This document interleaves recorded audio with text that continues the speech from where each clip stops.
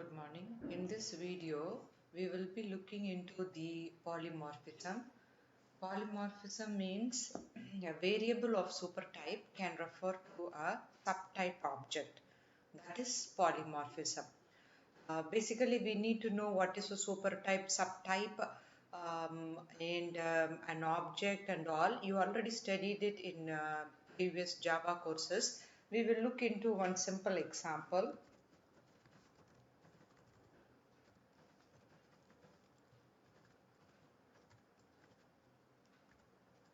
So let me create a test class.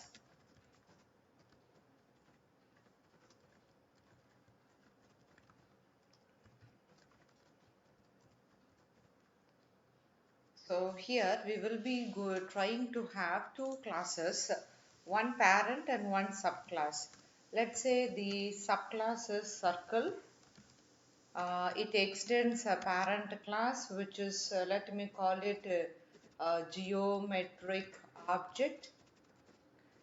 So I'm just going to have a constructor only. Let's say public circle, and it's going to print something like system.out.println, maybe the class name. So it's a circle class, something like that. I'm just trying to have simple class definition. Let me have the parent class, which is geometric object. Again, I'm going to have the constructor only, so which is a geometric object. Going to have a print statement, system.out.println. Inside, class name is geometric object. Okay, so let me have a simple superclass, geometric object, a subclass called circle. So here in the test class, what I'm planning to do is, let me explain with one example.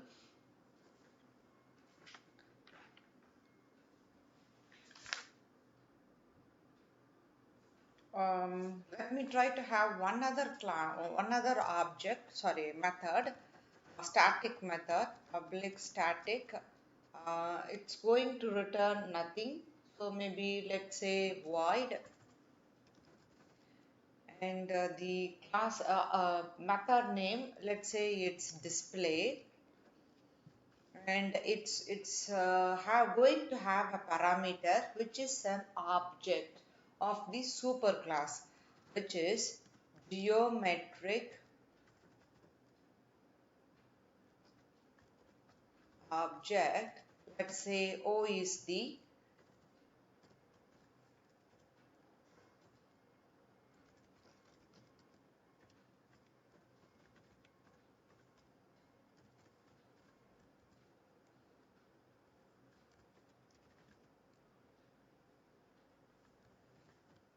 okay.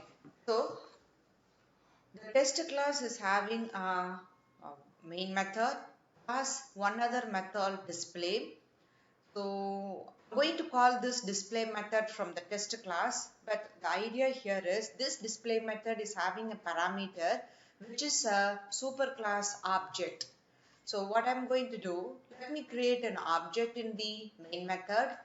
For example, I'm going to create an object and call the method. You can do separately, like creating a method and call it separately, or call the method with the instance. So that's not problem. Okay.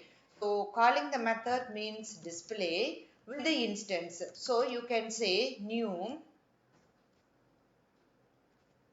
geometric object of. So this way you can create an object and call the method display. You get the idea? So here I am creating an instance of the parent class, and I am passing that object, the instance, to the method called display. So now here I am calling the method display. It will print only a message called method. That's it. So let me try to have.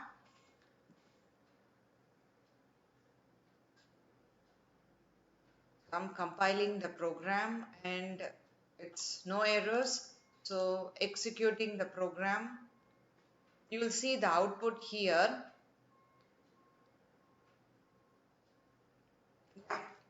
So this is the method message printed from this display method. So what is this geometric object class? What is this message printed?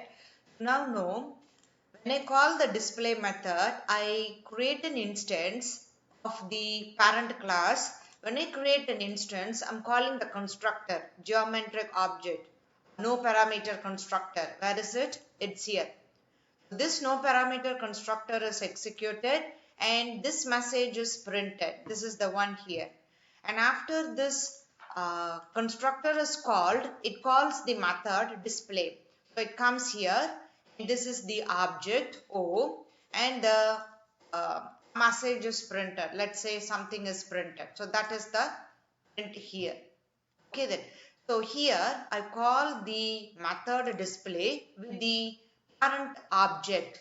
In case if I want to call with the subclass child object which is circle of. So I create an instance of the child class and I call the method display. Does it work here? Because why? This display method needs a parent class object. Here I'm going to call display method with the child class object. So let's see what's going to happen. I'm compiling the program, process completed, no errors, and I'm executing and still it is execution. Yeah, now it will display the output. See, there's no compilation error, no runtime error. It still works. But the output looks different than the previous case. How come? See, I'm calling a method. I'm calling a method display. So here I create an instance of the circle class, which is a subclass. So go here, circle. It has a constructor, circle of. You know already in the last class I mentioned that when you are calling the constructor of the subclass, the first statement you do is call the superclass constructor. I don't have any call to the superclass. So Java compiler calls um, implicitly by default. Automatically it calls the superclass constructor. First statement before executing this one, it calls the superclass constructor. Where is it? Yeah, here it is. So the superclass no parameter constructor is called and this message is printed first. After that, the subclass constructor is executed, the remaining statements, which is circle class. This is the output here. After that, this object is passed to the display method, the circle object. I mean to say the subclass object is passed to the display method. It still accepts the subclass method. Remember, a subclass is also a superclass.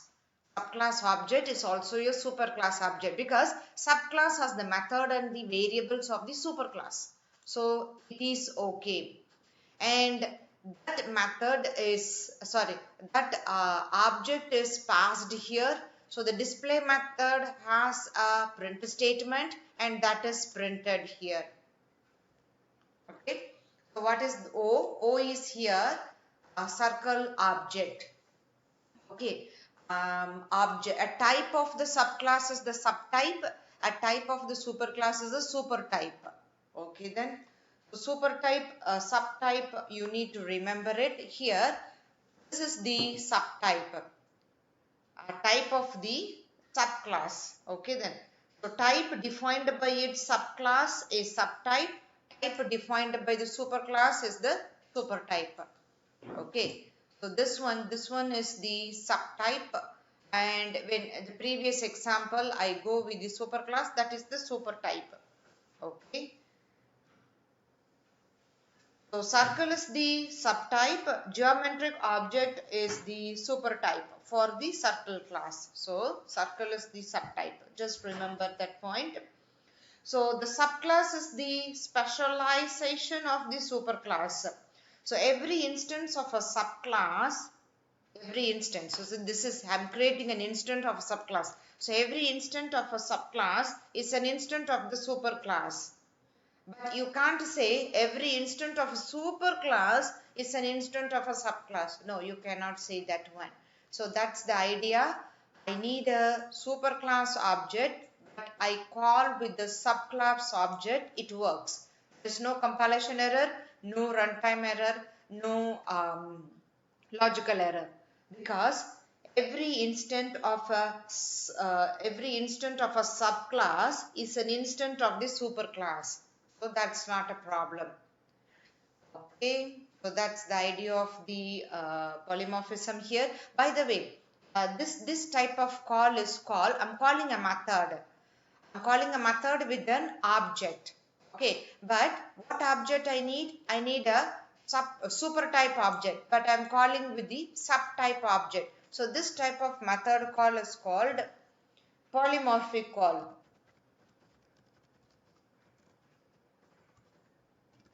Okay, this type of method call is polymorphic call. Okay, so as a whole, what is polymorphism here? Polymorphism means that a variable of a supertype can refer to a subtype object. Okay,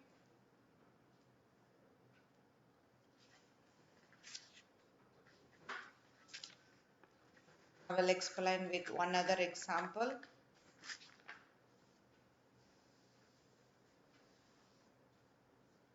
Okay, so